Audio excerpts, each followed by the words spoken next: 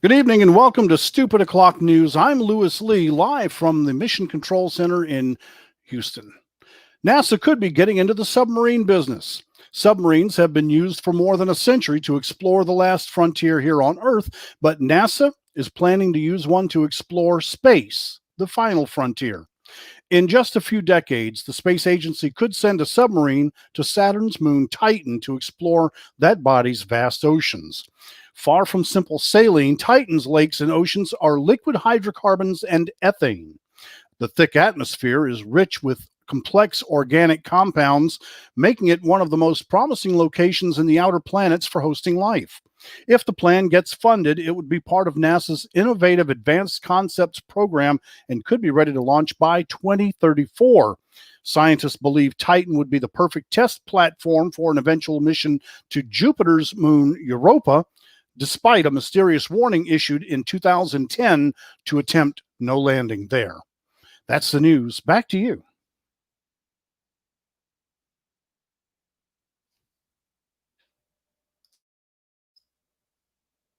Joe Dog, you're muted.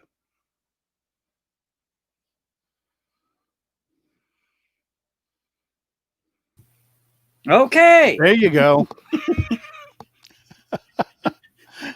I was pushing the button. It just wasn't. You're pushing buttons. Yep. Oh, yeah, I read that earlier. That sounds like an interesting story. That would be great for our armchair rocket science. Mm-hmm. Oh, okay. Let's start bringing in the crew. Going to bring in John. John. Yeah, John. And sort of a programming note, I will not be starting Stupid O'Clock Saturday night. John is. John will be the chief button pusher for Stupid O'Clock. Oh, time to find out if it's really Joe or is it the system? It's the system.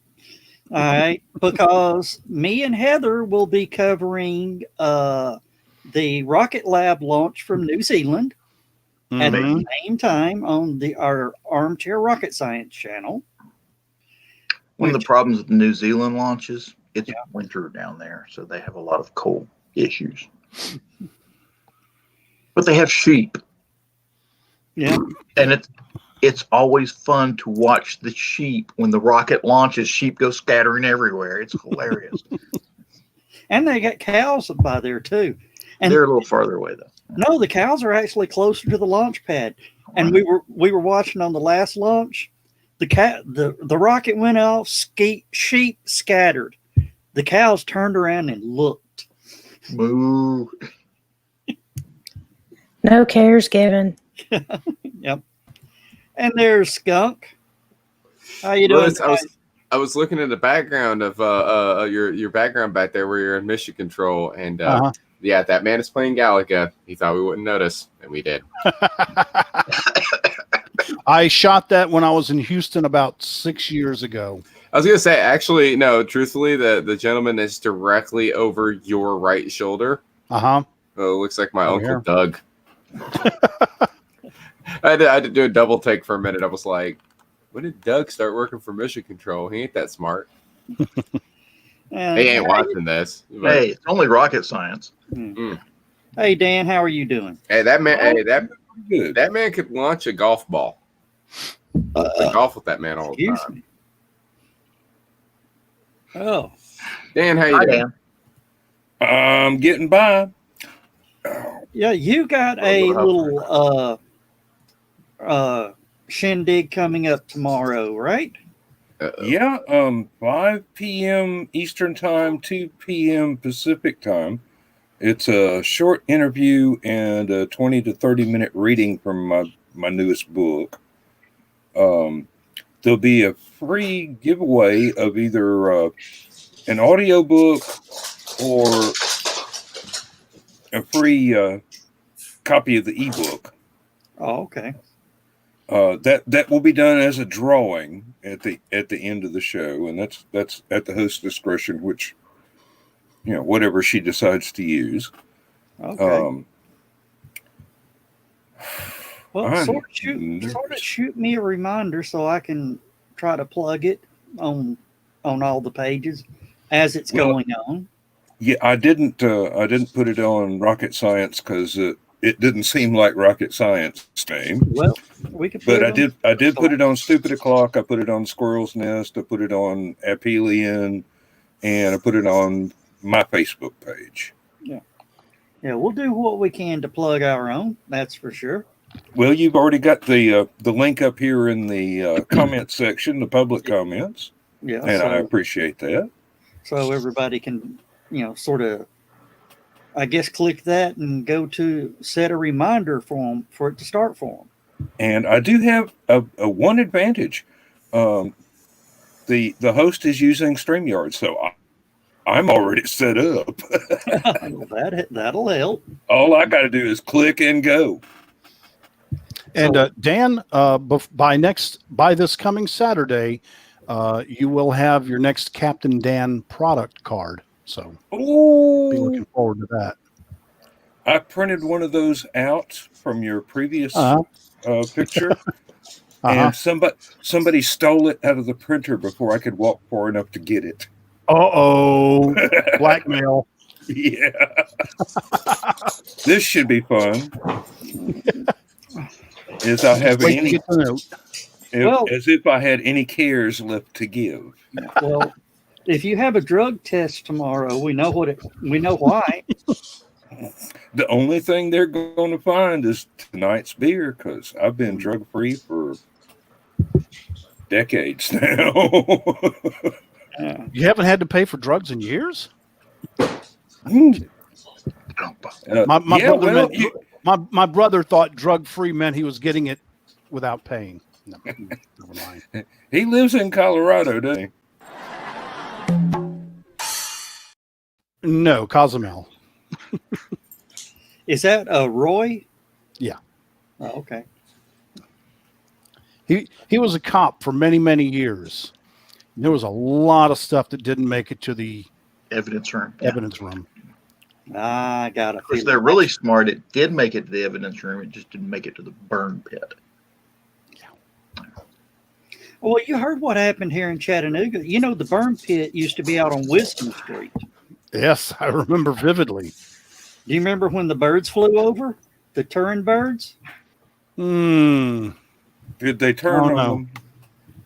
No, they were doing a pot burn, and these Turin birds flew over. Headline the next day was "Not a Turin was unstoned." Rim shot. I should have expected that. Out of all of the years I've known you, you always find a way. Oh, and also, Heather, I got one for you. Did you hear about the nurse in the ER? Okay. Just ask him what. This guy comes in and he's telling the nurse, he goes, "I'm real sensitive about my size, and I've got a problem down there." Okay. And she goes, "I'm very professional. I promise you, I won't laugh. Just show me what the problem is." The guy drops his pants. Standing there was about a AA battery size. No, a AAA. It was a AAA battery size. She snorted a little bit and apologized. Says, "I'm sorry. I just wasn't expecting that," and all that. She says, "What's the problem?" He goes, "It's swollen." She ran out of the room.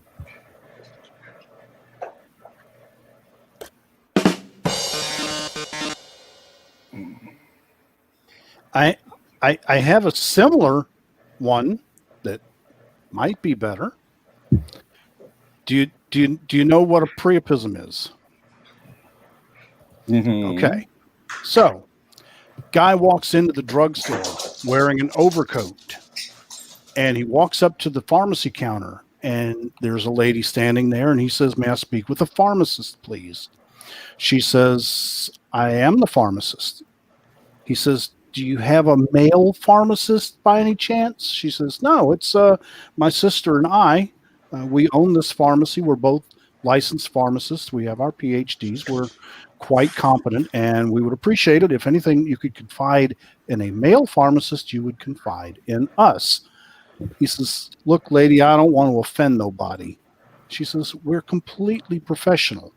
He says, okay. Well, the guy has a priapism. And he opens his coat, and there it is.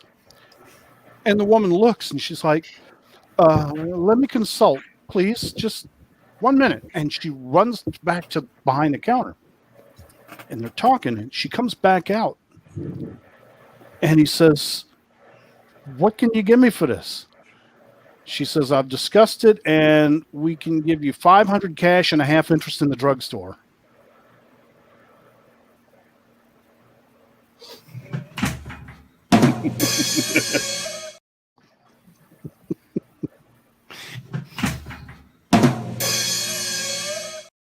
Good night, everybody.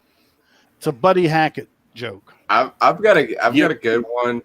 I've got a good one that I heard the other day. It's really good. You want to hear it, Heather? Okay. Okay, so check. Okay, here's the thing, though. Here's the thing. It is a reverse knock-knock joke. So you have to start it off like a knock-knock joke. So you go ahead, say knock-knock. Knock, knock. Who's there? I don't know. I don't know who.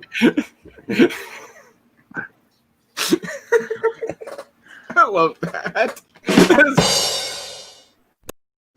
That's probably the best out of all three of those. That is one of my favorite pranks. John. I did not do that. We'll see I admit tomorrow. it. Joe Dog, Hold on a that is such a joke that Joe Dog would do, and he's just mad that he didn't do it first. See, I'm used to like a bunch of the nursing stuff because I follow some of the nursing humor pages on Facebook. There's some stuff that's in TikTok that I follow that deals with nursing humor. And then we have our clinical stories. Nurses are dirty-minded people. There's this one girl in my class, and I am not knocking anybody. The way that you choose to live your life is how you choose to live your life, and that's okay with me. Well, we've got this one girl in our class. She just turned 21, very religious, homeschooled, and so she is saving herself for marriage. And we've heard some stories.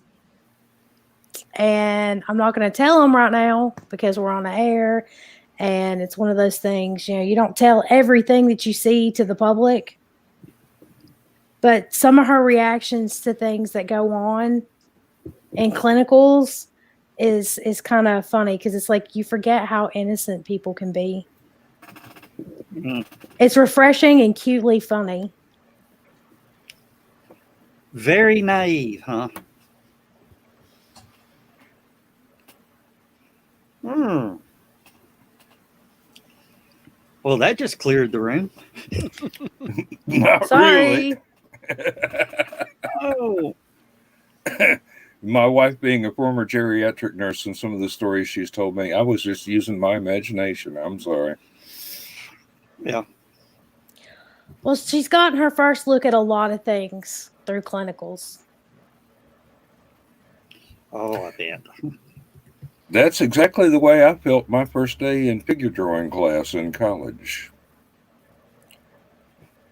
Were you that naive, Dan? Never mind. That was a dumb question. Let's just say looking at a magazine is nothing compared to actually seeing a live person.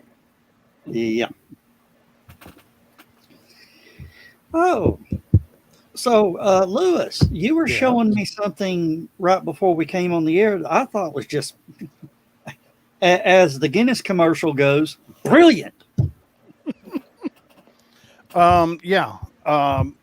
We were talking about camera positioning and things that we could do to make make this product look better, I was trying to figure out a way that I could mount an external camera and mount it right in front of the screen so that I'm looking at the camera as I'm looking at you guys instead of looking down all the time.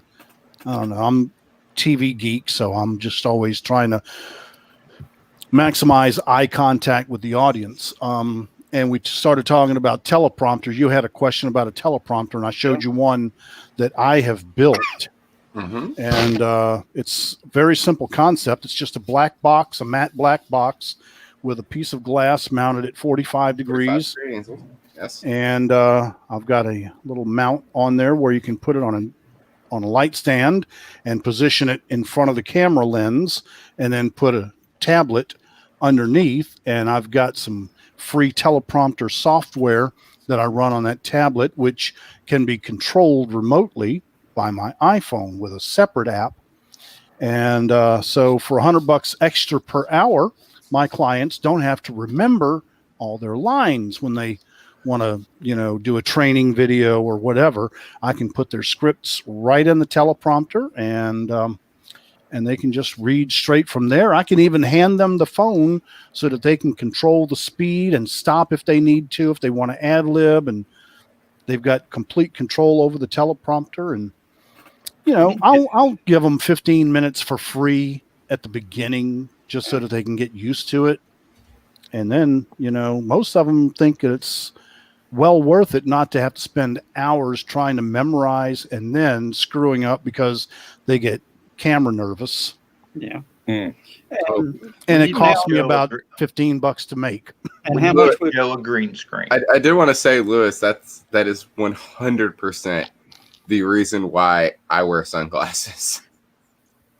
So when I'm looking at the screen, it looks like I'm addressing the audience. I'm actually looking at you, which is not where my camera is. Yeah. Or I'm looking at Joe, or I'm looking at Heather, or whatever. Yeah. Which, We're just not cool enough for sunglasses. So I mean, you are, but where are you going to find sunglasses this cool? They have mirrored lenses and everything. Dollar General store. I believe I bought if I remember correctly, I bought these at a Food City. So I got mine at Dollar Tree. Upscale. see, it's not where you buy it, it's how you wear it. Yeah. Like ZZ Top said, buy yourself some cheap sunglasses. see, It's I've also got, all in the attitude. I think these are it. Yeah, these right here, my favorite pair of Wayfarer knockoffs, because these are Foster Grants. These are $20. These are really nice. These are ones that I take care of, and these are like my daily wearers when I'm driving and stuff like that.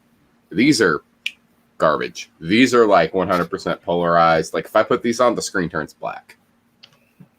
These are amazing. I love these for $20. Got them at a Pilot a few months ago. I used to have a really nice pair of T-shades. Every pair of T-shades I've ever had disappears. That's because you have roommates. I don't have roommates right now.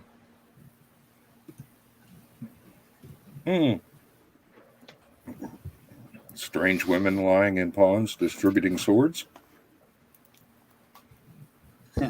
No, T-shades are just like, I don't know what it is about them. I think it's because they're thin. So I lose them very easily. Whereas Wayfarers are nice and thick. I have a special pair of glasses I wear when I'm driving my truck at work, though. And the reason why they're special is because they're also polarized, but they're also tinted green. So I wear those when I'm driving at work because I have to drive all day long. And with that green tint on there, it feels so much better on the eyes. Yeah. Now, I used to have the El Cheapo ZZ Top Ray-Ban knockoffs. Yep. That I always wore. You probably remember when I was wearing those, don't you, Skunk? Yeah, I mean that's what these are. These were these right here were like $5, and that's the thing. If I see a really nice pair of Wayfarer like Ray-Ban style knockoffs, and they're really cheap and they look really cool, I'll buy them every time. Well, The coolest pair of these I've ever owned had blue lenses in them. But good luck finding those. well, Blake just checked in, says he's headed to the house to watch the stupidest video cast on Facebook and YouTube. I'm speaking tonight. And I resemble that remark. and the Bayrans, yeah. No, my Ray-Bans had to have metal hinges. I hate the plastic hinge fakies. If you're going to get fakies, at least get metal hinges. I like the hinges that can also bend out because I'm rough on sunglasses. But occasionally I'll find a pair that's got those two-way hinges on them. Yeah, well, since I graduated to these things, I can't. I'm going blind fast. I guess old age hit me hard. I can't take these off and drive anymore. Mm. You know what? You know what I Like hate? he could drive before he needed glasses. Damn good driver. You know what I hate right now though? What I seriously hate right now? So this is honestly the worst thing about the COVID-19 pandemic and why we need to end it. What? I can't wear sunglasses indoors anymore. And fluorescent lights hurt my eyes. Because if I put the mask on, it fogs up your glasses. Uh, And Am I the only person that doesn't have that problem? what? Well, you don't wear glasses. When I wear sunglasses, it doesn't fog my sunglasses up. Skunk, I'm going to give you a scuba diver's trick. Is it Rain-X? Oh, Spit. Don't put shaving cream on your glasses. No. There is don't put silicone on them either. Not if you want to be able to see through them later. Silicone caulking. No. Give them a lick on the inside. Let them dry. It'll be fine. Like Lewis said. He said spit. I like the way Lewis said it better than you because I don't want to lick my sunglasses. I don't know where these things have been. No, that's what scuba divers do though. Is they'll put the mask in the water, rinse it around with the saline, and then they'll spit in it, rub the spit, and then rinse it again with salt water and no fog. Well, I thought me and my dad both had the same thought because he wears glasses like you guys wear glasses. Like he has glasses he has to wear every day. He's gotten older. His eyesight's gotten worse. And I wear sunglasses all the time because, like I said, those fluorescent lights at Walmart and stuff, they're so bright now that they're just like it's glaring on my eyes. So as you walk into Walmart, it's like looking into daylight, especially if it's really dark outside. Like if it's like raining really hard, I walk into Walmart and I'm just like, God, it's brighter in here than it is out there. It just hurts my eyes. And so I was like, I'm gonna, I always wore sunglasses indoors, and then the COVID thing happened, and now I can't. Well, that being said, we went to try Rain-X anti-fog. Turns out Rain-X anti-fog is not designed for glasses that you wear. It's only designed for the glass in your vehicle.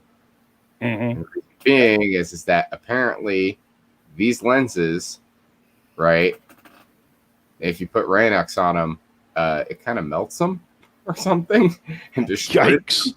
Yeah. Yep. No, they're designed for laminated windscreens. You can't put it in sunglasses or on regular glasses. It will destroy them. Oh. There's this stuff called plexus spray. They used to make it for all sorts of sporting lenses, like paintball goggles and motorcycle goggles and things of that nature. Is that what Manetta's talking about? I gotta look into that. Yeah, that was one of the things that I hated about paintball was that if you were in a really when I was in the you'd be in the woods, John, you've been in the military, you know what I'm talking about. I can't say the word, but we were in the crap. The feces. We were in the feces. We were deep in the feces. out in the woods, paintball gun, fully camoed. I got my ghillie suit on and everything else. And you know, when you're sitting there prone in the dirt, covered in leaves, you're just waiting for somebody to come around that corner. And all you can hear is the blood rushing through your ears, your heartbeat, and every little thing around you that can even make a noise gets your attention immediately, right?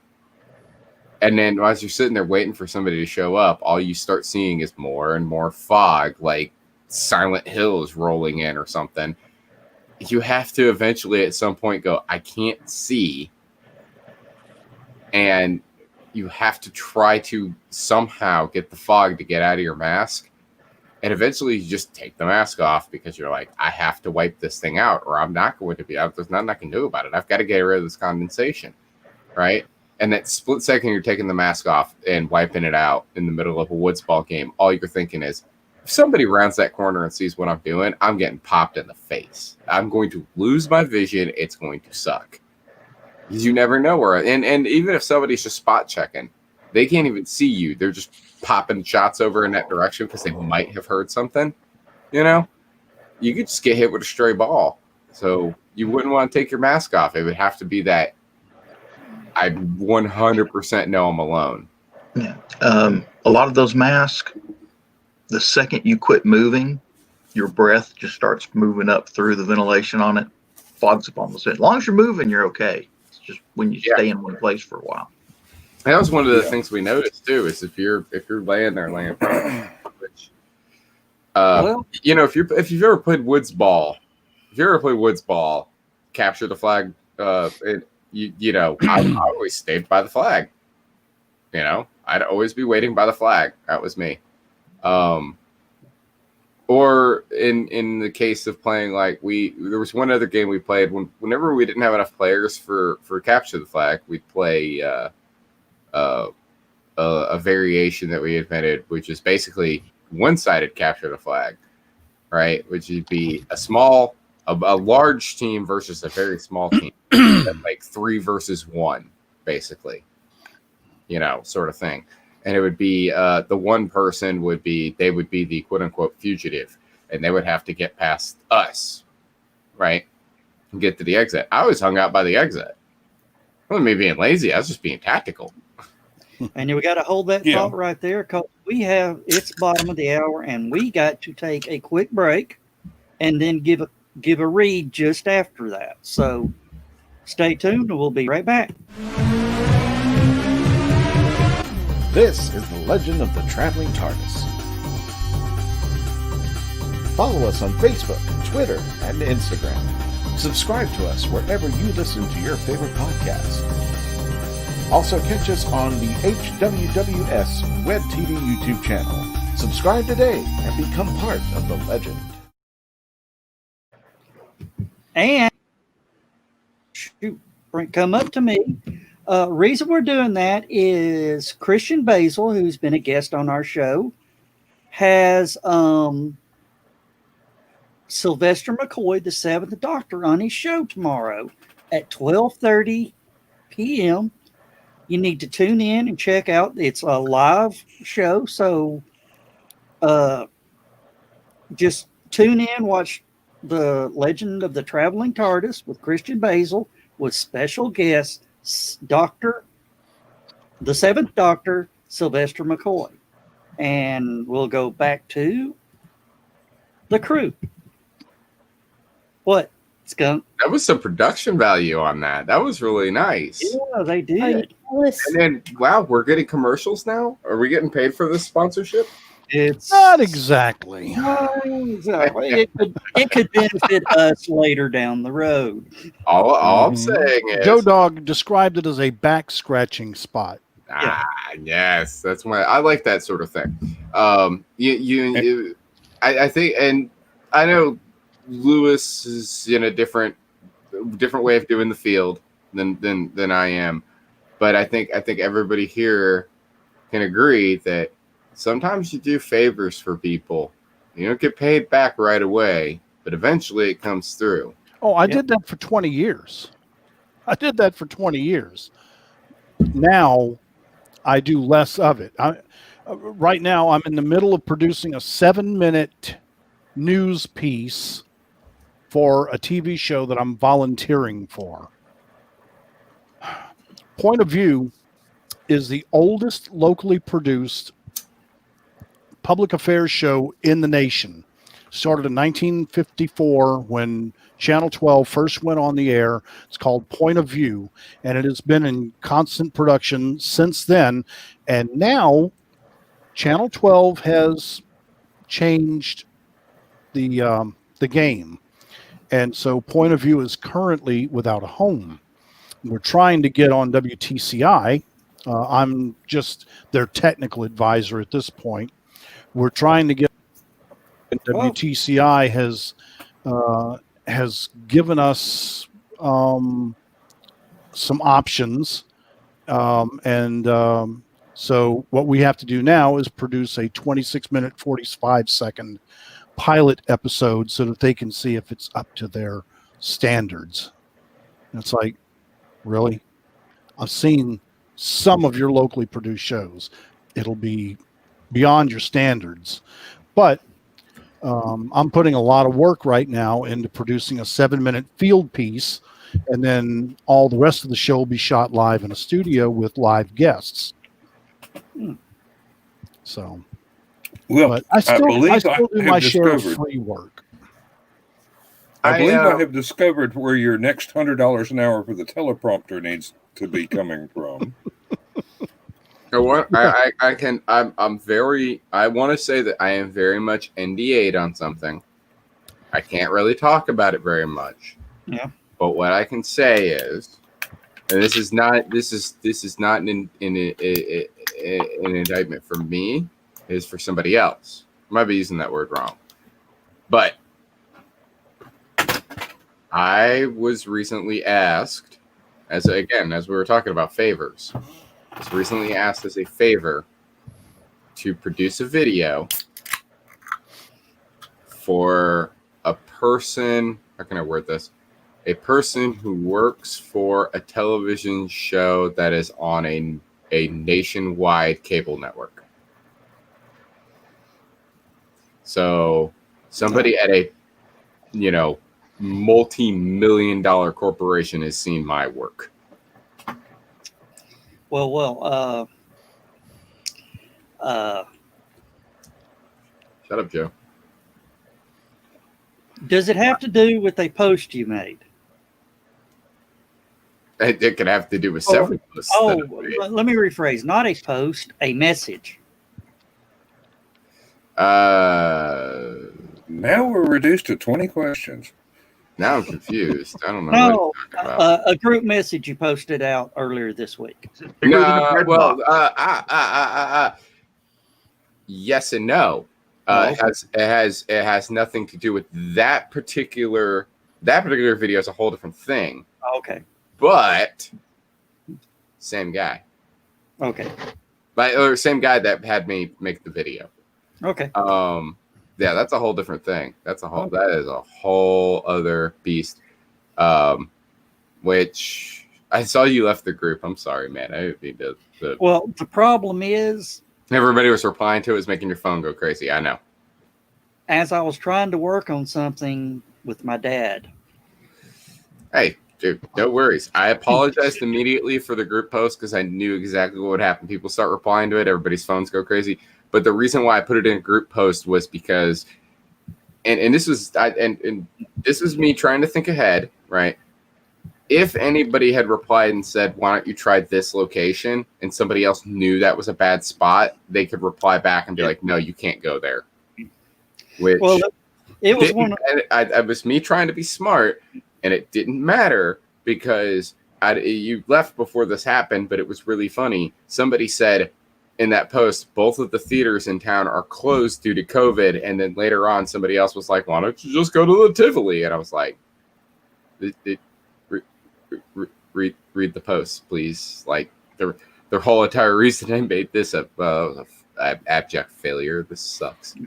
Yeah, well, no, I was trying to work on something with my dad, who is always right, but I have to fix it. and he's always he knew that my fix would work. He just wanted to see if I knew how to do it. Hmm. And the phone, bing, bing, bing, bing. You know, Yeah. No, I understand, dude. I never even got to read it. It was one of those I had to just. Speaking of which, though, I do want to point out that, and John had posted, I had a really bad day today. John knows about that. Doesn't know the whole story. Just knows I had a really bad day today. One of the things that I had a really bad day about was my card at work broke. I mean, it broke. I mean, if you go into a certain pharmacy in town, there is I would say probably a 7-8 foot black mark from where one of the wheels was just not going to turn because it was inside the cart. That's how bad my day was today, because it was about 900 pounds on my cart. My cart's only rated for 660. It was bad. Now, I want to point out that, man, I need to buy a new cart. And I did not screw around when that cart that I was using before was $30. The one I bought today was $117, and that was before tax. Did you have tools to put it together? We put it, yes, of course. Okay, because My dad is looking at this thing, and this thing it's aluminum, steel reinforced, big, tight caster wheels on. I mean, this is a nice cart. And my dad gave the best compliment that I've ever heard my dad ever say. He said, "Your grandfather would have loved this. It has the Guthrie stamp of approval." That meant, There you go. That meant the world to me. Because my grandfather, rest his soul, has passed away. He didn't screw around. My grandfather, when he wanted to, I get this thing, I do it. My grandfather was the kind of man that we had when I was living in the boonies of Ringgold, right, in the Salem area. We had a big, gigantic property. And he's going to have to mow this whole thing, right?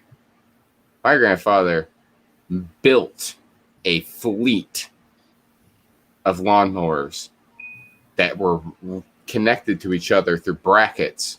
So when he's on his riding lawnmower, he has a flying V off to the side of non-riding lawnmowers he's pulling along with him, and he could mow that whole entire property in 2 hours. We're talking several acres. Yeah. He mowed the whole thing in a couple hours. My grandfather didn't screw around when it came to this stuff. So for my dad to say that made me feel like $1 million today, like I'd made a good decision. My dad was also saying, get that reimbursed through your company if you can. And I was sitting there going like, I don't want them to keep this cart. If they reimburse me, it's theirs. I want to keep this. This is nice. This is mine. This is nobody's. I'm even thinking about like going and like I'm gonna take a Sharpie when I get to work tomorrow and write my name on it to make sure nobody go back to where you bought the cart, get you an engraver. Yeah, it would be Northern Tools, so that wouldn't be actually a bad idea. Now, if it was Harbor Freight, I wouldn't want to lose an eyeball. Horrible Freight and Northern Fool.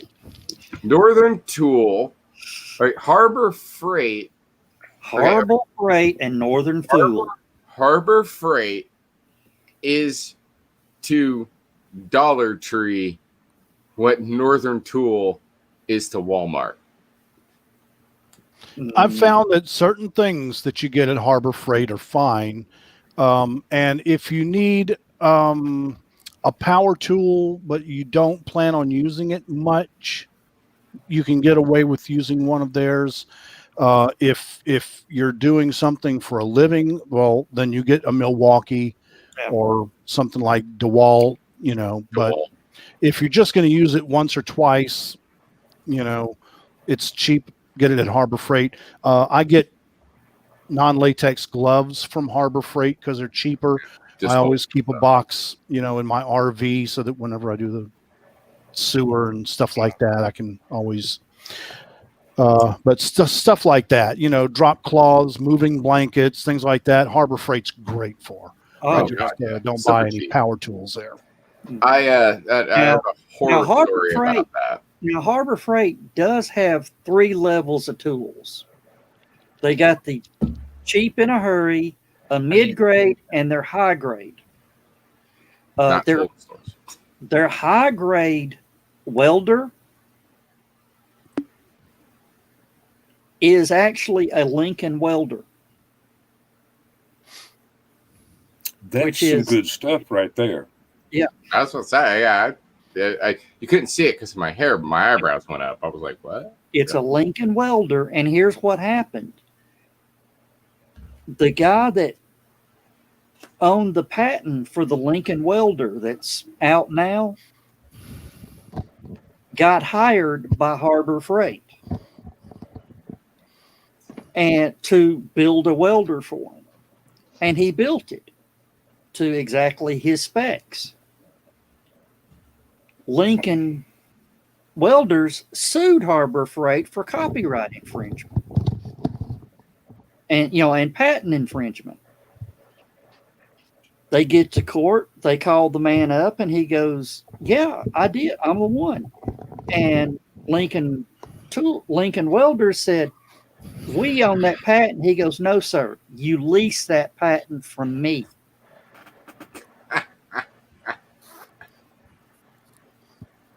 I That is sold. why you don't sell anything to a corporation. You Yeah. give them a license to use it. That's what he did. Wow. And do you remember Lewis, you may have been in town when this happened or not. Remember the Craftsman button to release the sockets? Oh, Mhm. yes. And it had the little twist to it? I don't remember a twist. I remember on the back of a ratchet, you could press a button to. It also, there was a twist lock to it. That, To reverse the direction. no, the twist lock kept you from pushing the button. Oh, yeah, I Yeah, can see remember that because a lot of the time you're right there on the head of the ratchet. Yeah. And sometimes you got to put a little pressure on it And to make it sure pops that up. thing, yep. Do you know that was invented in Red Bank, Tennessee? Did not. A lot of things were invented in Red Bank, Tennessee. He We're not He talking ended up- about steals. I remember that story, and he wound up getting a big lawsuit with somebody. Sears for the Craftsman. He won big on that. Used to drive a Ferrari around. Yep. Here's another story about a knockoff being every bit as good as the original. Yeah. John, bear me out on this one. What is this? You're going to hold it a little closer.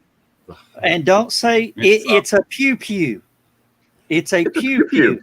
It's a Look at pew the shape. It Okay. looks vaguely like a Yeah. Beretta. Right. Exactly. You That is a can't- Beretta. No, it Okay. is not. Hey, we're on YouTube. You can't say that. It's a pew pew. It is not a Beretta. It's not, What is wait. What is it, John? Oh, it's a. Oh, okay. Well, It's a CZ, isn't it? it's a. Nope. It's not a Beretta. It's a Beretta clone. What is it, John? That is a Taurus. You are right, sir. Ah. That is And they actually make at 92. one time they made a better pistol than Beretta. Well, back when I worked security, I had a Taurus wheel gun 38, and I hated it. And I stayed away from Taurus for a long time because of that. But then I found out that Taurus actually bought the Sao Paulo, Brazil factory from Beretta, plans and all. and So, then made improvements all that intent- Beretta didn't have. for all intents and purposes, this is a Beretta 92, which the military designated M9. And it No is safety, one of though. yeah, it's got a safety right there. So, speaking Please of, don't tell me the Dan- safety just No, popped Dan out. said No, the something. safety's right here. Dan said a second ago. It reminded me of a thing. I had a VZ24. Mm-hmm. CZ makes a good one. Does anybody besides John know what a VZ24 is? I had a VZ-24. VZ-24 is a Czechoslovakian clone of the German Mauser rifle. Mine came with official paperwork. I ended up losing the paperwork, and plus the rifle was pretty beat up because what I used it for was to practice drill team exhibition stuff. So this thing was packed with a metric ton of dirt because I would drop it on the ground constantly. It had never been loaded since I purchased it. It had never been fired since I purchased it. And there was no cleaning or fixing this weapon. It was just never going to happen. So I ended up selling it for like $75. I mean, it was pretty beat up when I got rid of it. Because like I said, I used this thing for competition drill practice. The reason I used it was because it weighed way more than the rifles that we used in drill team. Did it? Oh, God. Once you get used to the weight of the practice piece. Which meant that all the movements that I would do, all the rifle spinning that I would do in ROTC in high school, that was easy compared to doing it with that heavy thing. It's huge. But most one of the drill teams used the old Springfield 1903. Yep, 1903. Exactly. Hold on. What? I'm trying to visualize Skunk Yeah. in a ROTC uniform. We require photographic evidence of this.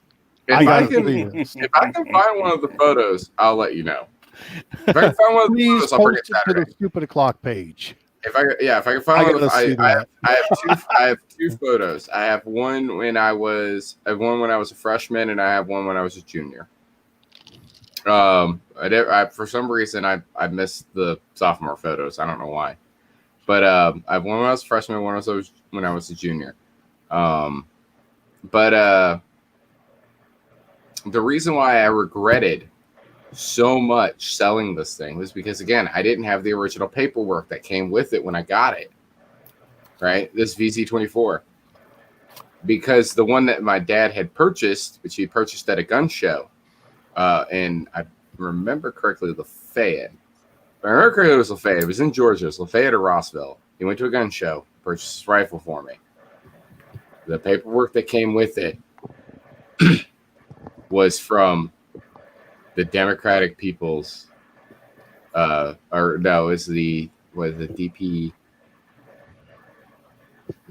What was the Democratic People's of? It was from North Korea, is what I'm saying. Democratic People's Republic of Korea. Thank you, Democratic People's Republic of Korea, the DPRK. It had the official paperwork from when they used this thing. It was cool. My dad thought it was cool. I thought it was cool. It was so cool. Okay, is that South The Korea? paperwork. No, that's North Korea. That is the North. And we couldn't find the paperwork ever again. Like, after I took the rifle with me when I first moved out of the house, and I asked my dad for it. We couldn't find it. It's gone. I'm so bummed. It was super cool. That was such a cool rifle. Psychic spies from China came and stole your gun's registration. I mean, like I said, that thing was absolutely worth it. We did have some ammo for it, but like I said, we never fired it. Mauser would take 7.62, wouldn't it? It was 7.62. They made Mausers in about a dozen different calibers. Wouldn't have been able to. I promise you, I would not have been able to handle the kick on that thing. I don't even like the kick on my dad's SKS. The SKSs have a nasty little bite to them. The only rifle-like weapon, shouldered rifle-like weapon that I've ever fired that I could ever handle was a 12 gauge shotgun. Anything bigger than that, I hated that feeling. Right, 12 gauge kicks a lot more than an AR-15 or a. I've never fired. They usually don't weigh much, so. No. I have a scar on my chest from where I fired a double barrel. because my thought was, this is probably going to be the only opportunity I ever get to fire a double barrel. I'm going to pull both triggers. And I was not ready for that. And it swung around. It sliced my chest open. It ripped my... man. At the time period, I had my favorite shirt. I don't have it anymore because of this.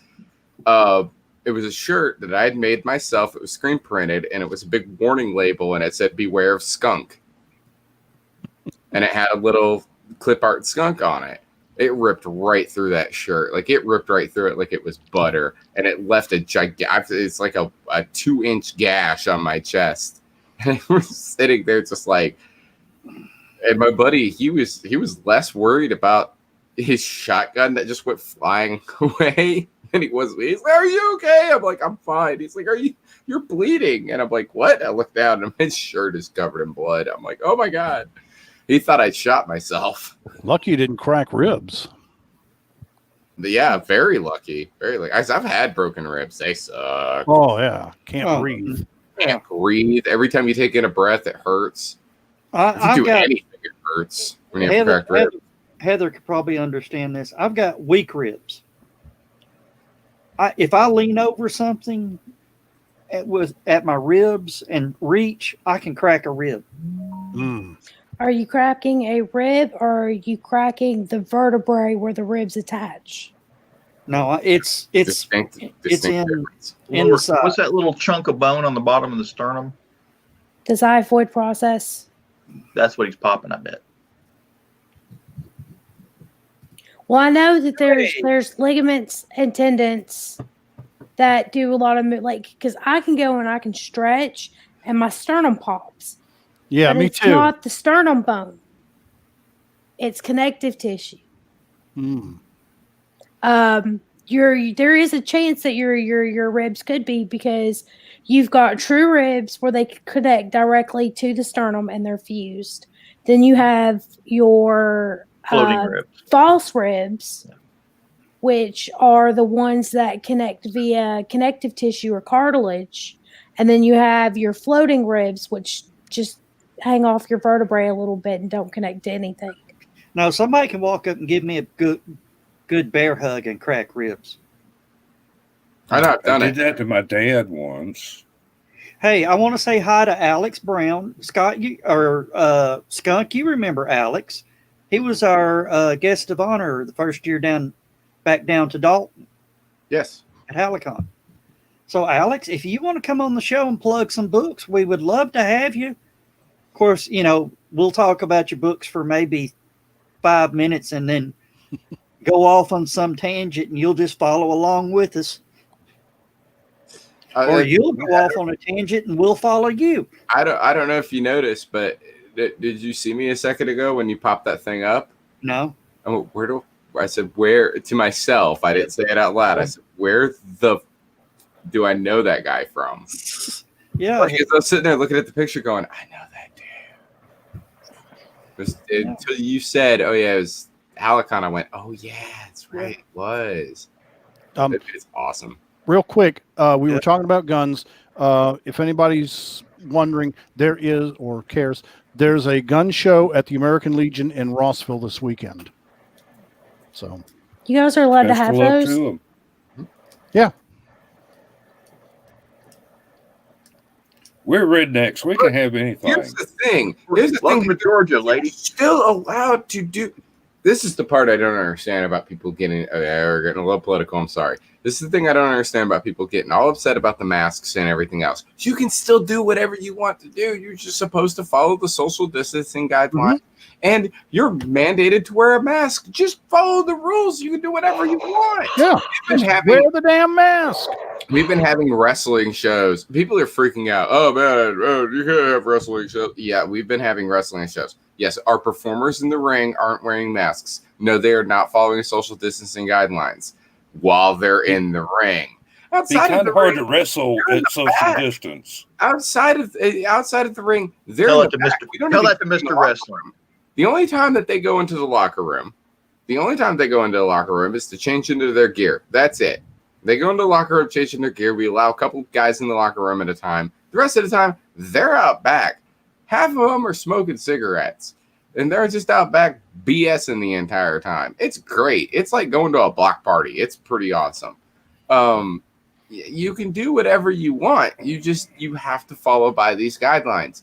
And the people that aren't following by the guidelines are the ones that are getting things shut down. And it's like, look, at this point, if you're sitting there being all like, it's a conspiracy and all this other stuff, you're delusional.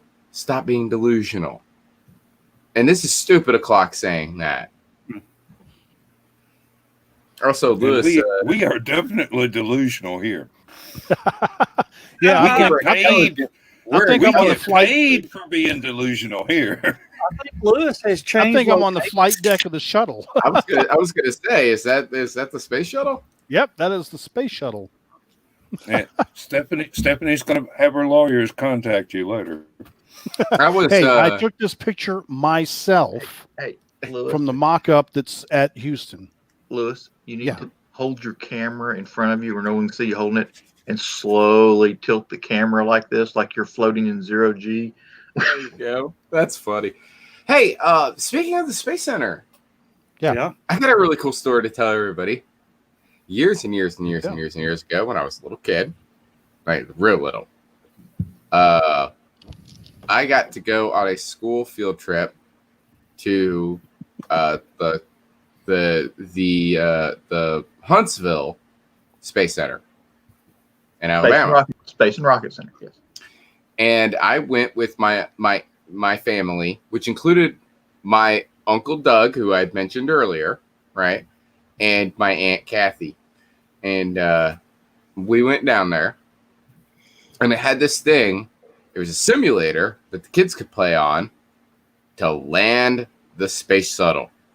Space shuttle's coming back from space, and you have to land it at an airport, right? Okay. And I was the only one who could do it. Cool. Because I played a lot of Microsoft Flight Simulator. We went up to Fort Campbell to do some Bradley gunnery one day. We get out there and they say, "Okay, you guys can't shoot yet. It's time to open the range." I said, No, you can't shoot yet. Space shuttle's coming in. What? There it come, that big old 747 with space shuttle on the back of it. Cool. Hey. It is, because you can tell that thing's straining to tow the space shuttle. By the way, super cool thing I found out. This was I meant to talk about this last week. I mentioned Flight Simulator. It reminded me of it. Microsoft's new Flight Simulator just came out. Flight Simulator. They're not calling it Flight Simulator 11, even though that's what it is. They're just calling it Microsoft Flight Simulator. It's on Steam, and it gets its map data in the game from Bing. Bing Maps. So one of the big things is cyberbullying now. You can crash your airplane into your friend's house. Well, I was going to point out that because they're using this data from Bing is very similar to Google in the fact that you can get a 3D, like Google Earth, you can get a 3D representation of the area that you're looking at with topology and buildings, right? Bing goes as far as to actually render all buildings, whereas with Google Earth, it'll only render major buildings. Bing attempts to guess at what the houses look like based off of AI and math, and Google might have updated to this point to be able to do that as well.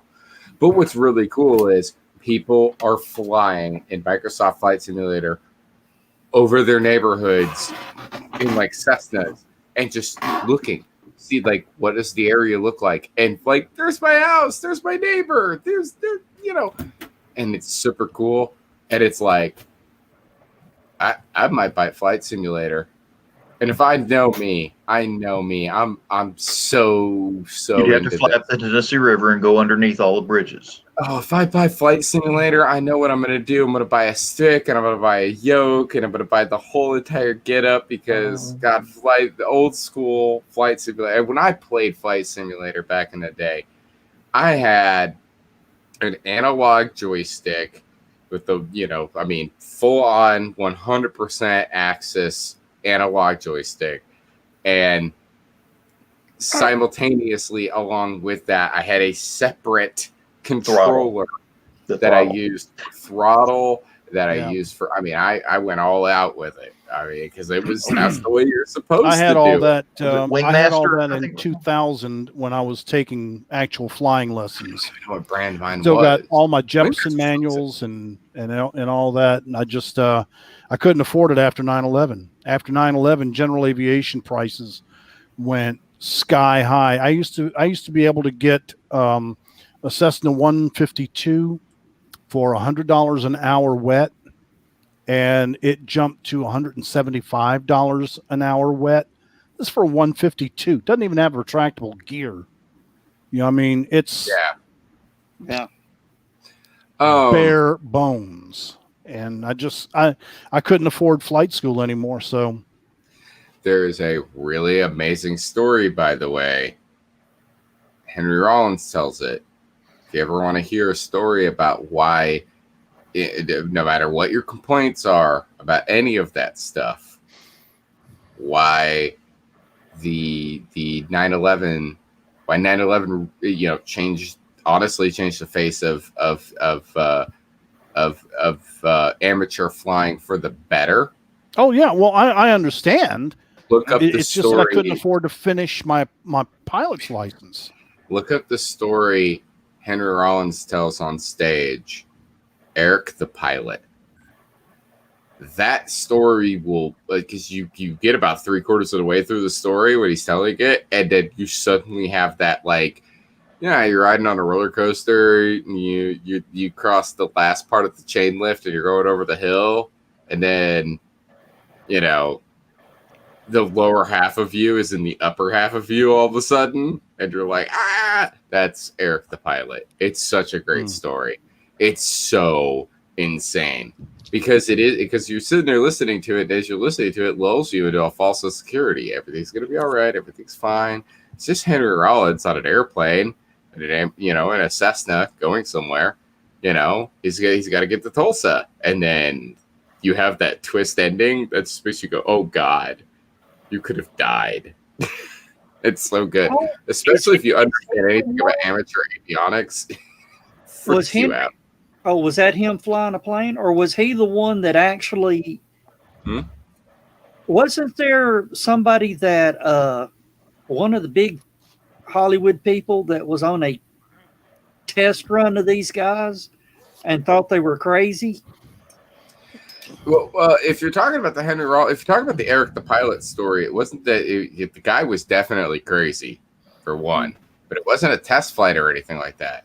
No, somebody a few days before was on a flight with these guys and thought they were acting a little crazy, and come to find out he had, you know, he said something about it, and then they did background look and found out that it was some Hollywood star was actually on one of the flights with the guys doing a dry run. From 9/11. From 9/11. Do y'all remember that story? No.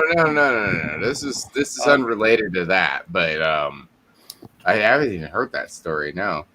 Like I said, I don't want to give away the twist ending of this. Basically, just like I said, I don't want to give away the twist ending. One of the lines in the story that Henry Rollins says is, "You could have." He's talking about his manager. He calls his manager on a phone, and she's just all like, "Henry, are you okay?" And he's like, "I'm fine. Why?" She's like, "Don't get back in the plane with Eric." She goes on to explain why, and then says, "You could have died." And Lewis, I'm sure, it's going through his head, like somebody who's done avionics. Like, I'm sure he's figuring out exactly what I'm talking about on "you could have died." Yeah. Right. But if you don't know anything about it, you have to listen to the story and find out, because it's a pretty nuts story. Because Eric's a real pilot. Maybe not anymore, but Eric was a real pilot at the time. he did something else to make this story that much more interesting. Once you get to that moment, it takes it from a story that's at a 2 to an 11. Lewis, did you change your lighting? I did not, and I'm not sure why I have turned Donald Trump color. Yeah, it looks like you got a bad spray tan all of a sudden. That's why I was asking. Yeah, well, it's the auto white balance on the built-in camera has gone Crazy. A little nutty. a little berserk. Well, Hey, Lewis, what are you? with my Dave Clark headsets, Nice. and I have thought about adapting these so that I can wear these on these little meetings because, oh my God, That would be there's funny. nothing better for noise reduction and comfort because these things are meant to be worn for hours at a time, and they are $500 for them. So you might as well get some use out. Those exactly. and those are old school too. So are those? Is that a? Well, they're configured. They're configured for aircraft. Yeah. These are aircraft plugs. And they're not really old school. They've been using the same thing for the last 50 years. Yeah. Well, can't you just get a adapter? An adapter. Yeah, I'm kit? sure I can. I'm sure I can get an adapter set that'll take both of these to The either only- 1/4 inch or 1/8 inch. The only problem with doing that is I'll look at Sporties. I think aircraft speakers like that Uh-huh. are 12 volt and computers are 5. Well, it's not even that. No, There's they don't even have to be ways of powered. making it work, John. There's ways of making it work. Yeah. But here's my question, Lewis. Mm-hmm. That's old school enough. It looks old school enough. Is that a carbon mic? No, it's a cardioid ceramic mic. It doesn't say on here, but that would have been super cool if it was a carbon mic, though. now That would have been super cool if it was a carbon mic. I do have, I don't know if it's in this flight bag or it's in my other one, but I do have a headset exactly like the ones that they were using in Mission Control. Oh, you found it immediately. I still have it. Okay, dude, next time I use the Mission Control backdrop, I might just have to wear this little jewel. Okay? It was worn like, well, okay, I'm going to take one earphone off. You would put the earphone in, and then you put this around your neck, and then the boom. Where'd the boom go? It's back Here. there. Down the back of your shirt, And then obviously. bring the boom around this way.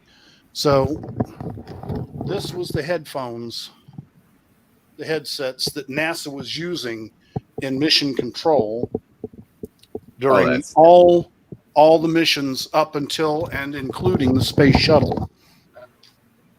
That's dope. That is dope. I bet Stephanie probably still has hers. I mean, I've still got these. These were from my pilot school. That's super cool. That is super cool. That's the coolest thing I've seen all day. And a lot of the guys wore them differently. Some would literally wear it around their heads, but I think it was designed for around the neck. Yes. And then you could swing this boom mic into any position, because really the mic is just an audio tube, an acoustic tube. The mic pickup device is actually in this little box here. You see, this is just a tube that channels the sound into the pickup device, which is in the box. Well, I don't think it's going to surprise you to know this at all, Lewis. They're still using that technology today. They literally are still using that technology today. I'm not surprised. Now, I think you might be surprised where they're using that technology. Please don't tell me on the ISS. No, they're using that technology in the field of telecommunications, specifically telemarketing. Oh God. Yep. All of the telemarketers use those amplified tube headsets. I know because I did not telemarketing specifically, but I did I worked in a call center for about a week before I got fired. I couldn't work. Second, no, it's the shortest job I ever had. Second shortest job I ever had was at Sir Goonies. I don't want to talk about it, but the shortest job I ever had was I worked at CVS for CVS Caremark for a week, and at the end of the first week, I got fired. I don't do well with people screaming at me at all, but especially over the phone. And yeah. Oh man, really? To be fair, I didn't curse anybody out. I just accidentally hung up on somebody and had a panic attack. Is that a tanker's lid? Looks like it. I don't hear anything. Is that a tanker's lid? Yes, this is an old style CVC helmet. I don't know, Louis. I've actually thought about making an adapter so I could use it for gaming. See, guys, here's the thing, guys. You could totally do that stuff. The thing that Lewis held up, I mean, that's quarter-inch jack. That's all just quarter-inch. It's actually not. If it were, I could use the thing that Dan held up a minute ago. It's not. And as a matter of fact, if you look very closely, they're not even the same diameter. It was hard to tell on the camera previously, but as you held them up, I've different tip on this one. Yeah, I've never seen that before. Are those? It's designed specifically for aviation. Yeah. Are those 3/8 or larger? No, they're quarter-inch. They're close to quarter. This one is a quarter-inch, I believe. Let me just jack it in here, and definitely not 3.5. Yes, this one is quarter-inch, but this one is narrower, smaller than that. But it's definitely not 3.5 millimeter. It's no, big. Yeah, way too big for that. Hey, Lewis, I'm fixing to confuse the young kids on. I love this game. You think you're really going to confuse me and Heather? Yeah. When John came on with that helmet, I had flashbacks of Michael Dukakis. I know. Man, I know who Michael Dukakis is. Probably lost in the election, man. Yeah. Could have been worse. Could have been Jennifer Flowers. He should have went for Thundercats. That would have won him the election.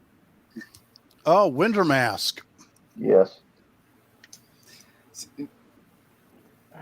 Oh, I drove in Germany. Hey, pull that back up a minute, John. It was such an improvement. You're giving Joe way too many ideas right now. John, that does qualify as a mask. A mandated mask. Oh, that reminds me. So, it's pretty close to Halloween already. Yeah. It's spooky time, y'all. Right? Big Lots has already got their stuff out. Well. And Home Depot's putting theirs out, I think. I tell you what. Here's what I'm going to do. I'm going to show you what my buddy did. This is my friend Audrey, who runs Scrub House with me up in Knoxville. Yeah. My former roommate. This is their new COVID mask.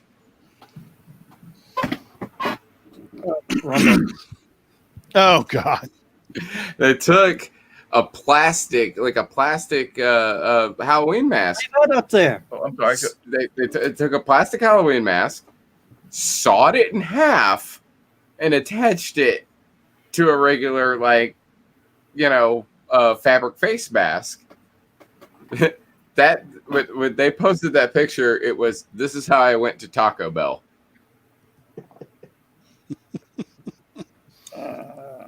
What is Dan doing? Oh, he's Star-Lord. I don't know. Tilt the camera up or scoot down, Dan. Dan always sees your chin. He can't hear us because he doesn't have his headphones on. Yeah. There you This go. doesn't qualify as a COVID mask, but It probably I wish works. it did. It can't qualify. When he gets his headset back on, Unfortunately, the lenses are really crap, and you can just barely see how to maneuver. Dan, Yes. I want to tell you the best thing that I've seen, right? The best thing I've seen so far that counted, quote unquote, counted as good, because technically it just has to be a mask. I'm going to argue with people all day, right? And I saw one guy in particular was wearing a hairnet as a mask. I thought that was hilarious because they let him in, right? Oh, 'Cause he was there wearing are a mask. there are goth girls that are wearing ones made of black lace. But my favorite one, and I know for a fact, as soon as I saw this guy, the first thought that went through my head was, Joe, we know this son of a bitch. What? Because he was wearing, outside of his mask, typical nerd culture. I'm pretty sure his t-shirt was Off-World Designs, right? He had black cargo shorts on, right? And he was wearing a top hat. His mask was a rubber plague doctor mask. And he was strutting into the Costco. I was like, we know this dude. We've met this dude. This dude goes to Chattacon. He has to. I'm you know what? In fact, if I had to guess at who it was, I'm not gonna say Chattacon at all. I'm gonna say LibertyCon. And I'm going to go a step further. I'm going to guess it was Michael. That's how much I thought Michael would be the smart ass enough to do that. And he had the same build and everything. Speaking of Michael, the guy that you're talking about, Michael, that comes with Nova. No. That dude lives in Huntsville, man. No, he actually lives in Dalton. I thought he lived in Huntsville. He lives in Dalton. He goes to Huntsville, picks her up, and comes back. His father passed away this week. Oh, that sucks. Yeah. One of my coworkers' mother passed away this week. And how I found out about that was really funny. Not the obviously the passing away isn't very funny, but how I found out about it was very funny. Because I was in the office just being all like, this is the second time this week that this guy hasn't shown up for work, and I'm so sick of him not showing up. And my boss whipped around at me and was just all like, his mother died. And was like, what, am I supposed to be psychic? I didn't know. It felt really bad. I got something to share with you guys. Blake says he wears a plague doctor mask.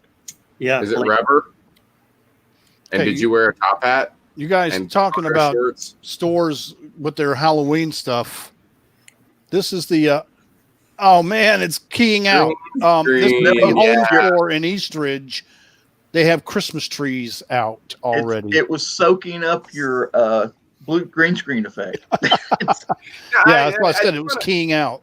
I did want to ask about your key there. I'm using a blue screen. Yeah, it's a portable. It's a you know the reflectors that twist and fold in on themselves. Oh, I know. Well, this is that same stuff, except that it's 5 feet by 7 feet, and it's blue on one side and green on the other. Where'd you get it? I got it from Amazon for $49. All right, I was curious. That's what it looks like naturally. Gotcha. It's curious because when I move into the new space, whenever we get the new space, I eventually want to get one, not just for stupid o'clock purposes, but also because when me and Joe Blair, Street Bunny, when we get our own space, I was like, okay, if I have a space with a green screen, because I can't put a green screen in here, I've got too much crap. But if we have a big enough place where I can have a green screen, that opens up possibilities. Yeah, I mean, I've got one that's the muslin material, but that muslin material is like 12 feet by 20 feet. It's just huge, unwieldy. You'd have to have two lights. This one, I've got one C-stand and a clamp, and I just hang it from the clamp. It's, I can tear it down in 2 minutes, fold it away, and it folds into a bag about 3 feet across. Right on. Yeah. And Joe, what were you going to say? And because it's stretched, you don't have the wrinkle problem that you do with muslin. Yeah. Well, before we went off, I was pulling up something. Dan, Yes. you missed, since LibertyCon didn't happen this year, you missed me and Donna planning to do a cosplay.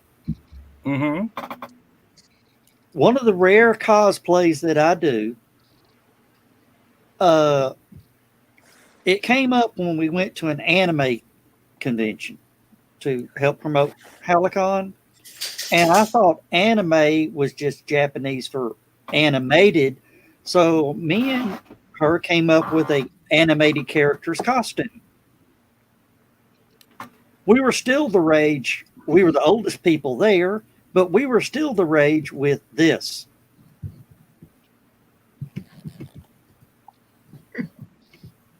I remember that. I remember that photo. So good. Yeah, Yep. Yep, that would work. Now, anime specifically means Japanese animation. Yeah. But this is an argument I get in with people all the time about anime. Oh, anime is so cool. Anime is so great. And I look at them and I'm just like, it's just Japanese. It's the same crap that we have here. This Japanese. No, it's so different. It's so that. No, it really isn't. You want me to prove it to you? Want me to prove it to you? Because I can. I can totally prove it to you. The Japanese anime is the same exact stuff that we have here. It's just presented differently. Oh, you can't. All right. Hold on. Wait a minute. Think about this for a moment, right? What is one of your favorite cartoons? A lot of people will say SpongeBob, for example.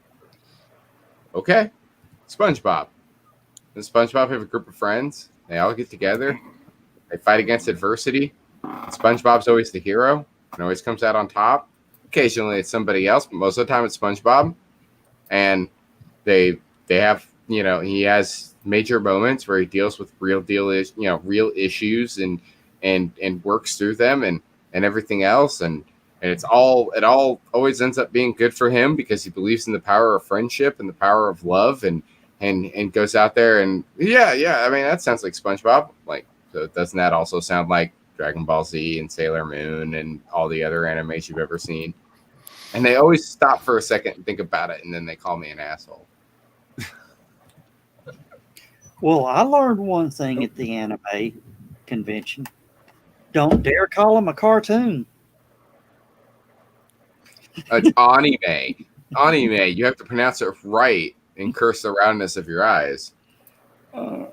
Yeah, don't ever call it a cartoon.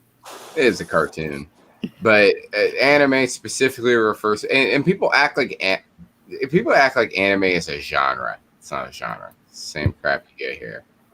Literally the same. It's a my problem with anime. My personal problem with anime has been the same thing it's always been. And no offense to the people of the wonderful country of Japan, it's a cultural issue.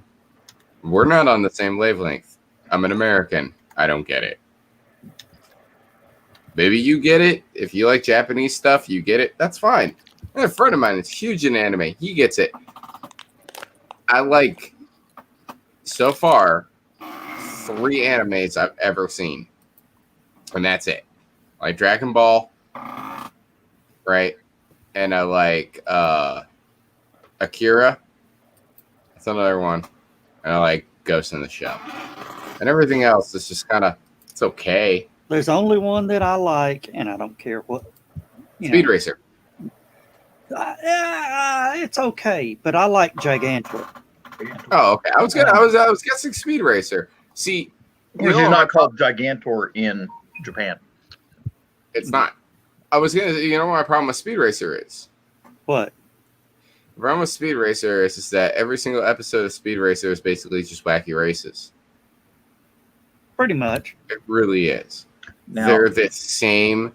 It's the same storyline in every episode. Speed Racer's in a race. He needs to use the Mach 5's capabilities to be able to win the race. Racer X is possibly going to win the race, being all mysterious. Well, they reveal, of course, to the audience, but not to Speed Racer himself, that Racer X is his brother. Right? supposedly dead brother. Right? Yes. Yeah. Trixie gets into some kind of trouble. The Speed Racer has to leave the race to go help her, No. then rejoin the race. It's very rarely Trixie. It's usually Well, I the was gonna, kid and the monkey. I was gonna say, yeah, I was gonna say the Spreadle kid. and Chim Chim.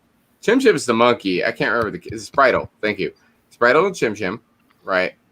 They'll get into some kind of trouble. Speed Racer will have to leave and help them. Trixie does occasionally get in trouble. Right. And he always wins in the end. Right. And it's they present it a little bit more seriously in Speed Racer. Right. But that's basically the story of Wacky Races. It's always the same. It's always the Dirk Daringly or whatever his name is. Something like that. Penelope Pit Stop, and He always he got all these Hanna-Barbera characters, but he's the only one that ever wins.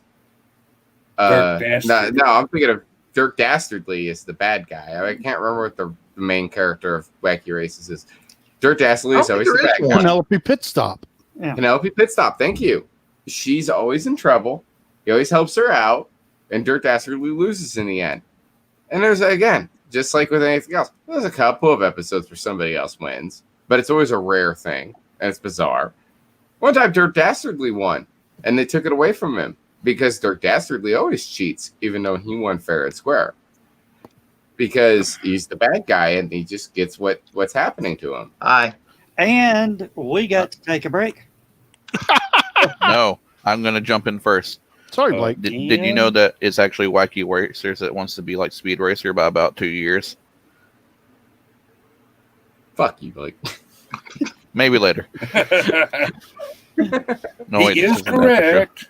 All right. And on that, we're going to help promote Christian Basil's show right now. This is the Legend of the Traveling TARDIS. Follow us on Facebook, Twitter, and Instagram. Subscribe to us wherever you listen to your favorite podcasts.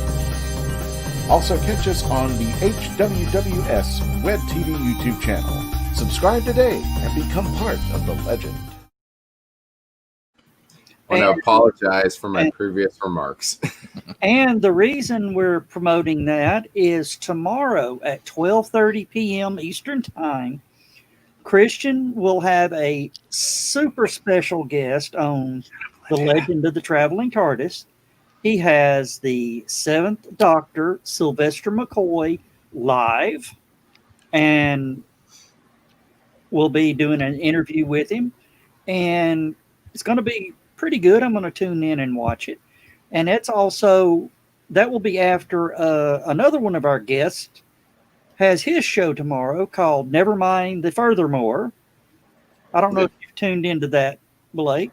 I have not. Tell me more. Brian K. Morris's show. He gives us plugs all the time. So go to Brian K. Morris here on Facebook. Follow it, like him, friend him, whatever. And watch his show called Never Mind the Furthermore. So we got all that out of the way. We will resume the Speed Racer was better than Wacky Racers or Harlock. No. Actually, the only thing I want to say to that is shut up, Leno. Hey, John. It was Just a moment of passion. At Sporty's Pilot Shop, they have a General Aviation twin plug to PC headset adapter, but it's $59. But it uses a 9-volt battery to phantom power the mic, Right. It says use your general aviation headset on your computer flight simulator with this adapter. A great way to enhance the reality of your home flight simulator. No software to install. Plugs into the computer via the microphone and headphone ports. Right. Requires one 9-volt battery sold separately. Yeah. I knew it took a lot more voltage than the standard USB plug. Yeah. So. Yeah. So I bet Grand Pound 69's got one. I don't of know those. if I want to use those David Clarks that bad. It would be fun, but not $60 worth. Lewis, since you're a fan of aviation and everything, have you ever seen Air Force Proud 95's Flight Simulator X videos? Oh, they're amazing. I love those. They're amazing. They're hilarious. I have lost hours on YouTube watching that guy, laughing. My favorite one to this day is still the guy. He has somebody trailing him. He's in a sub 47. He's got sub 47 behind him, and he's trailing him. And he says, Dallas. He's contacting Dallas Tower, and he's like, Dallas Tower, that 747 is still following me. And Dallas Tower goes back, and it goes, Oceanic. That's not my problem. Contact SATCOM. It gives them the frequency. That still kills me because so that's not my problem. You're outside of my airspace. Oh, there was one where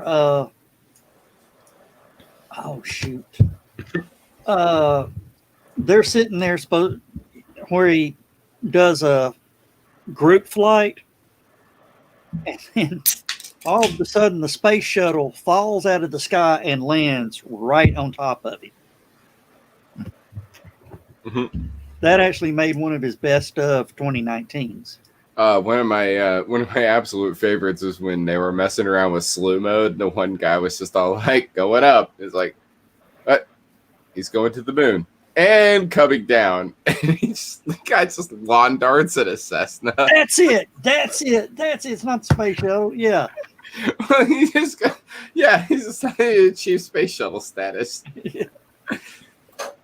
Oh, one of my favorite recurring gags that he has is when he's landing. He says, "All like tower, ignore all these other people. I want you to watch me. To be giving out instructions as I come down. 30, 20, 10, butter." As he lands the plane. Oh, those Air Force Proud 95 videos are amazing. Yeah, you can lose hours watching. And outside of the flight simulator stuff, though, he has a lot of GoPro videos of him flying around in like Cessnas and stuff like that. Yeah, it's really cool stuff. Oh, GoPros and Cessnas. Have y'all ever seen the video where the guys are doing the loop, the comment? Parabolas? Yeah, the parabolas. And then all of a sudden, they're just sitting there, and this golden retriever floats up from the back seat, just looks around like, "Oh crap!" No, but I have seen the video of the couple in the ultralight, and they look up, and there's a cat in the wing. Yeah. Yes. Oh, yeah, in the ultralight. Yeah, that's yeah. And they're very dude. It's very carefully lands the plane, and he gets the kitty down. Yeah. Oh, it's such a I'm sweet... surprised he didn't just start bleeding from. Yeah, he cat. didn't, and the dude didn't freak out at all. He's flying, and you just see him. I have to take the glasses off to demonstrate this perfectly. Yeah, as he's flying, you just see him doing this number. He's just doing this, right? And he's like,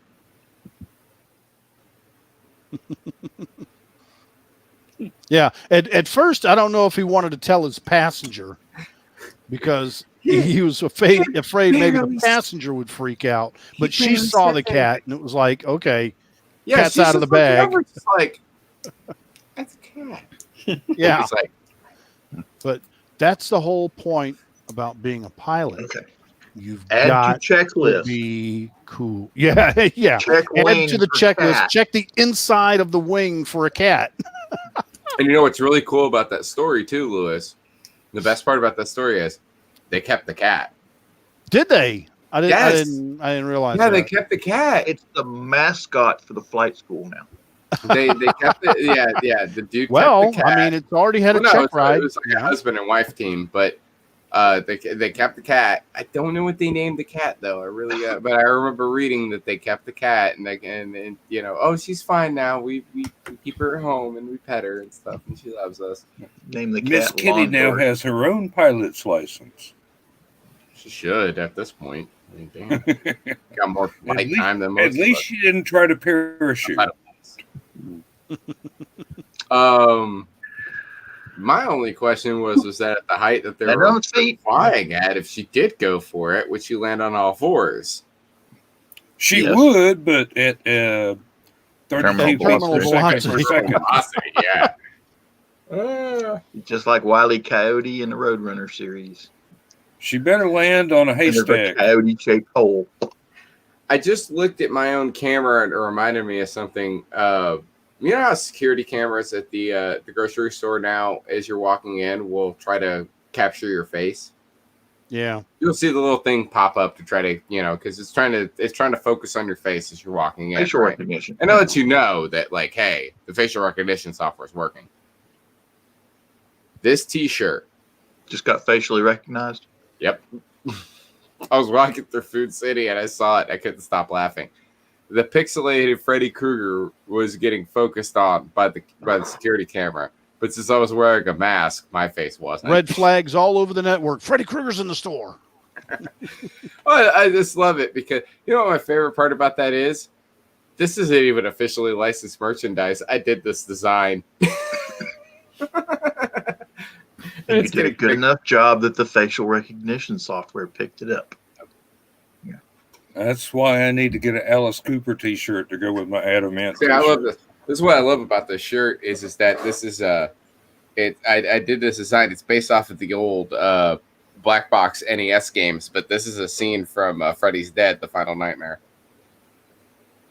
Move my cord out of the way so you can see it better.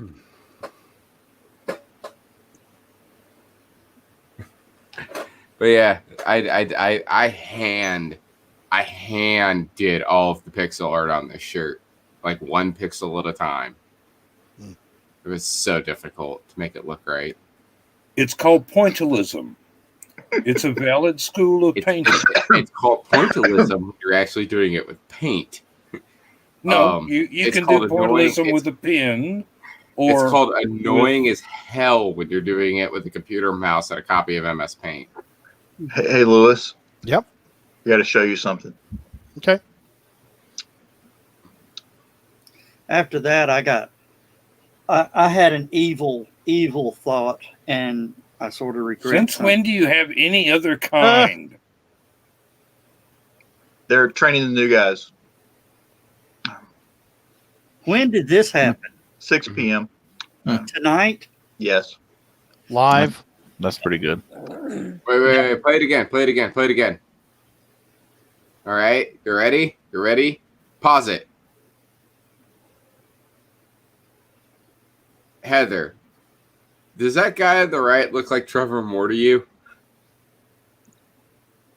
Or The Blake? guy on the right is a gal. It's Patrick That's Core. they're very is much that a girl. Oh, is that a girl? The one in the center. Yeah.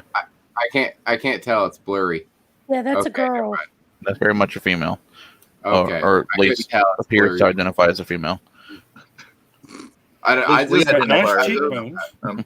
I thought it. Well, I mean, if you look at Trevor Moore does kind of look like a girl. Yeah. Well, John, I really wish we could go back to the Reed House now for Chattacon and LibertyCon. No. I'm afraid I'll break the place. No, because I've got about 300 of these. And just leave them laying around. Joe, Yeah. I'm not going to say too much about this. I'm not even going to mention the place that this happened at. I'm going to mention one of the people who questioned me about it. It was during a LibertyCon, if I remember correctly. Was it a LibertyCon or a FantasyCon? Melvin came up to me. Yeah. It was like, I know that you know who keeps putting the luggage cart in the pool at such and such convention.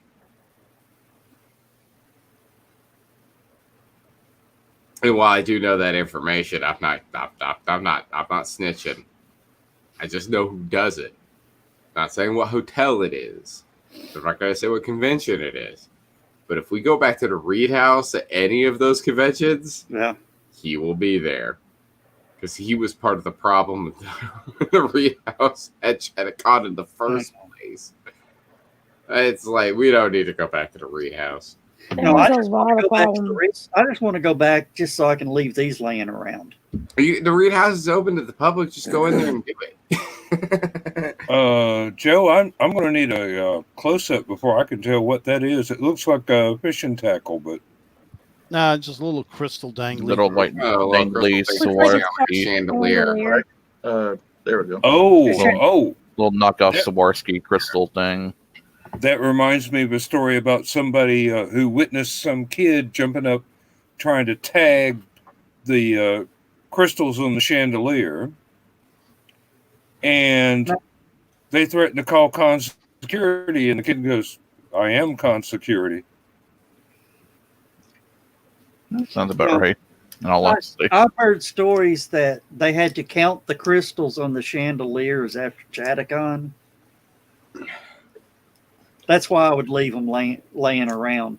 Chattacon used to trash the Reed House. Yeah. They would pull pictures off the walls. I know one of the people. Walls. And Heather, you know this guy too. I'm not going to say who it is, but you know this guy. He was one of the people that was responsible for that crap. He made it a tradition at Chattacon. He would go down there and destroy everything. I know who it is. I'm not going to rat him out. I'm just saying. Too many logos. I don't know. He did that stuff at the other hotel too. Does he come to Halicon? No, he does not. Good. Because if he came, I would tell you this right now, just like with all of my other friends, because I'm in charge of security at Halicon, I always tell them, I'm like, look, all fun and games aside, you try to pull that crap at my convention, it ain't gonna happen. I'll throw you out of here. Well, you want to do that stuff at other people's conventions, that's your own problem. I'm not gonna rat you out because I understand you're just having a good time and everything else, but you can't pull that crap here. Yeah. And I've only had to have that conversation with two people. But one of them didn't get it, and the other one behaved himself. So, Well, I know at one point with Chattacon, when you booked your hotel room, you had to pay a deposit separate from your reservation fee. Yep. And you did not get your deposit back for a couple of days to a week after you checked out because they wanted to go and check and make sure that the room was in the same condition it was when you checked in. That's how much problems they were having with vandalism in the hotel. I was a real me first. I don't know if anybody else did this at the Choo Choo, John. I'm looking at you specifically. Oh, and Dan, actually. I should look at Dan too. Yes, dude. Yes, look at them. Did either Joe Dog, you're on this as well, and Heather. Heather, you just said you had to wait weeks. I was a real stickler about it. Was anybody else? I'd be like, no, you go and check my room. I never made hotel reservations during that time. I always roomed with somebody else who had. I always said, you go check my room right now. Like, I'm not waiting. Like, every other hotel I go to in the country that I've ever stayed at will let me know right away whether or not I'm getting my deposit back. Because I never left a hotel room if it wasn't spotless. The only thing I didn't do was make the beds. I always cleaned. Well, no, I take that back. There was one time I didn't. That was not my fault either. That hotel room got trashed without me. And I wasn't responsible for having to pay that debt. That was somebody else's problem. And that person was reprimanded severely. But that was when we were up in Chicago and somebody lost their mind. That was a person who should never have come with us to the convention in the first place. There was somebody who couldn't handle their alcohol, and they lost it, and they trashed the hotel room. And everybody in that room was PO'd about that. And All right. Get ready for bings across the board. I heard it. Everybody was upset with her, right? And she's paid her debt back to the people who paid for the room and everything, and who lost their security deposit and all that other stuff. They paid since then for it. And from what I heard, she's gone through rehab. She's doing better. I have no idea. It doesn't matter to me, though. Shouldn't have been there in the first place. But outside of that, every hotel room I've ever stayed in, I've always left that place cleaner than I found it. Well, I mean, I don't clean it, but all I do is put the trash in the can and the towels in the tub. Sometimes that's all you have to do. But in the case of me, and Joe Doc knows this, I've thrown a few room parties. And I've left those rooms spotless when I've left. Yeah. I actually got one time, Joe, Bob gave me a compliment. You know about that? No. What, room was in better shape? Yeah, the room was in better shape when I left it than when they checked the rooms before we checked in. Yeah, you probably fixed the beds. Yeah, no, we cleaned all the beds. We cleaned out the fridge. We wiped down the fridge before we left. We cleaned the bathroom. We did everything. We left that room nice because you should have seen it Saturday night. Be right back again. That room was filthy, and not in the sexy kind of filthy either. Yeah. We trashed that place, but we cleaned it back up. When we left, it was cleaner and we found it. And that's what I've always been taught. You have a party somewhere, you clean up. You have any kind of event, you leave the place cleaner than you found it. I remember we don't really run into that problem. Lindsay used to be head of housekeeping at a hotel in New Mexico, so she talks to all the housekeeping staff that come by. When we leave, she will strip the bed for them and leave it so that all they've got to do is pick up stuff and take it to the laundry room. And the bathroom is immaculate.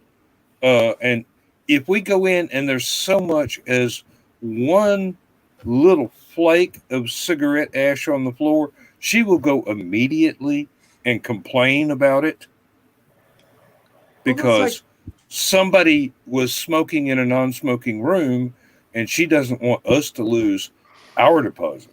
Yeah. We would, when I was working with the wrestling shows, we would do the wrestling shows at the high schools. I'm going to tell y'all, wrestlers are some filthy people. They'll just leave wrist tape everywhere. So at the end of one of the shows, I'm in the locker room, and I'm picking up after all these guys, picking up candy wrappers, I'm picking up wrist tape, I'm picking up bottles of water, and the guy who runs this event walks in and he's like, "Skunk, what are you doing?" "Well, I'm cleaning." Like, "You don't do that. You've got people for that." I'm like, but I have to. So we leave it cleaner than we. That's why it's like when I leave this space, when I finally move out, I already told Joe, I said the first night there, I'm sleeping like a baby when we're in the new place. He was like, "Why?" It's like, because I'm getting up early so I can get this place cleaned up. Once I get everything out of here, before I can officially leave this room, I'm cleaning. I'm gonna sweep, I'm gonna mop, I'm gonna scrub, I'm gonna vacuum. This place is gonna be spotless when I leave. And 2 reasons. A, it's the right thing to do. Most importantly, right? And B, I know my stepmom. She's pretty anal. Well, Bob was telling me this, that he loves working Sundays after our conventions, because I will brag on our people. There are are people that actually leave tips to housekeeping No, yeah. at Halicon. Yep. That's what you're supposed to do to take care of you during the whole weekend. I do want to point out. I do want to point out I'm not one of the. I don't leave a tip. Yeah. But I also will. I'll take out my own trash. Like I said, the only thing I don't do is make the bed. I don't make the bed. Well, And that's because I know they have a specific way that they make the bed. But I do everything else. I make sure that place is spotless before I leave. Well, you shouldn't make the bed because then they're just going to have to unmake it. And if they don't unmake it, I don't want to be the next person that sleeps in that bed. I mean, they're gonna have to do the bed. They have a specific way of doing the bed. I don't know how they do it. Well, they clean the sheets first. I'm not even gonna attempt to do that. Well, actually, I saw this happened in Atlanta. One of the news reporters rented a room at the swanky downtown hotels that are Dragon Con hotels. And they took and spritzed some stuff. Luminol. No, not luminol. They spritzed something that would light up like luminol. Well, maybe it was luminol. That's luminol. Yeah, they'll spray luminol. I've seen those videos. They spray the luminol in the hotel rooms and show off what hasn't been cleaned. No, they would rent the room, spray this stuff, check out, come back 3 days later and request that room, pull out the black light, and the beds had not been changed 3 days later. That's rigorous. And I mean, to be completely fair, and I'm not going to name names, but Joe Dark, you know which hotel I'm talking about. There was a hotel that Halicon's been at in the past. Joe Dog got the same exact room one year. And we were looking, I don't remember, we were looking for something. And Joe Dog had moved a piece of furniture, or was looking behind something, looked behind the bed. I don't remember what it was, and found something from Halicon a couple of years prior because they never cleaned back there. Well, they never rent that room. Only time those 4 rooms get rented is when we're there. I'm just saying. I mean, it was a thing that I remember you bringing that up. Like they don't even check back there. Yeah, well, they shouldn't have to. And it was a poster board. It wasn't nothing nasty. It was just a poster board. Yeah, but I figured it was programming flyer or something. I mean, if I'm staying at a hotel, I was gonna. Hey, real quick. I know we're about to end and everything. I'm gonna go pee. So we'll see you. If I'm not back for the end of it, I'll see you guys in the after show. All right. And Lewis, you're probably going to skip out of the after show. Yeah, I got to do my day job. Got to do the real job. Well, I am so glad you came. I haven't thanked you for being here the last couple shows, and I get over to the O and realize I hadn't thanked everybody for being here, because that's something I like doing. I like thanking you guys for being here, because it'd be a real boring show with just me for 2 hours. I don't know. It depends on how many buttons you push. No, I'd probably get bored and give up after about 15 minutes. But as a programming note to everybody that watch in afterwards, Saturday night, me and Heather will not be at the beginning of the show. John will be the button master. So y'all be on your best behavior. Of course, that's going to happen. Yeah. Wait a minute. Are you telling me that there are armchair rocket scientists amongst us? Yes. And we'll debut Dan's newest Captain Dan product. Okay. I hope I don't miss that. And but I hope the cops do. We found out earlier that you can run 2 different live streams on your channel with StreamYard. Oh, the possibilities. I figured you knew that. No, I didn't know that we could actually. We had never tested it actually. Oh yeah, we have never been live at 2 at the exact same time. Yeah, we Tomorrow you will be. Saturday. Saturday. Everything's Saturday. got bumped back again. Saturday. It's going to be like when Ravishing Rick Rude showed up on both Raw and Nitro on They're the going to same wind day. up pushing all these things back until like next Friday, and they're going to launch all 4 of them on the same day. There's already 2 going off on Sunday on Falcon from Kennedy. Yeah. SpaceX is going to pull a double header Sunday. Wow. There's one going off at 11 o'clock Eastern and another one going off at 7 o'clock Eastern. Yeah. And Getting hard to keep up. And the only reason they can do it is they're actually going to land at Kennedy. One of them is Well, coming I'm going to back. do a land landing, not a boat landing. 9:08 and 6:19, so that's 10:08 and 7:19. Yeah.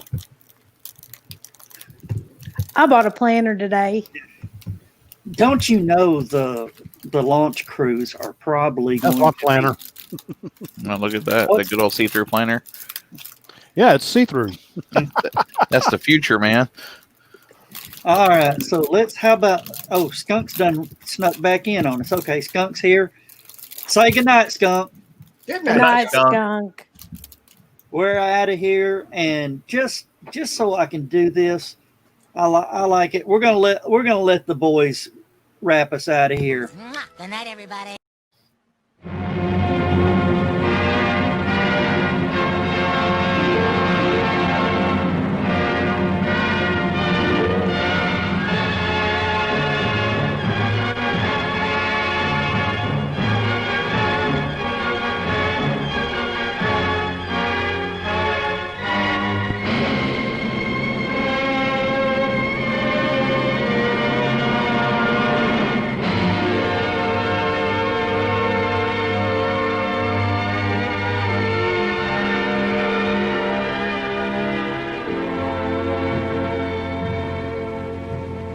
I have slept the surly bonds of earth and danced the skies on laughter-silvered wings. Sunward I've climbed and joined the tumbling mirth of sun-split clouds and done 100 things you have not dreamed of. Wheeled and soared and swung high in the sunlit silence. Hovering there, I've chased the shouting wind along and flung my eager craft through footless halls of air. Up, up the long, delirious, burning blue, I've topped the windswept heights with easy grace, when never lark nor even eagle flew. And while with silent, lifting mind, I've trod the high, untrespassed sanctity of space, put out my hand, and touched the face of God.